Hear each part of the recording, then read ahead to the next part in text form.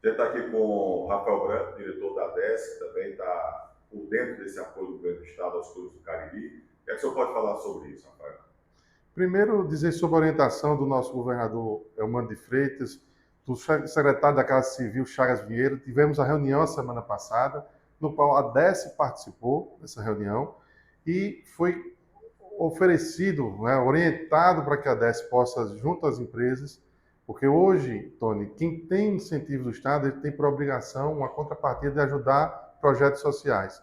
E a DESC vai orientar que as empresas possam estar ajudando os clubes que tenham projetos aprovados, que isso é importante, projetos esportivos, né, aquela lei federal do esporte, para que a gente possa estar indicando, né, apresentando as empresas para que as empresas possam aportar o tipo de recurso e ajudar os clubes do Cariri.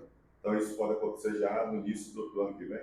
Sem dúvida, estamos esperando, o time do Crato já tem um projeto, nós estamos aguardando dos outros clubes para que a gente possa estar aí apresentando aos empresários cearenses.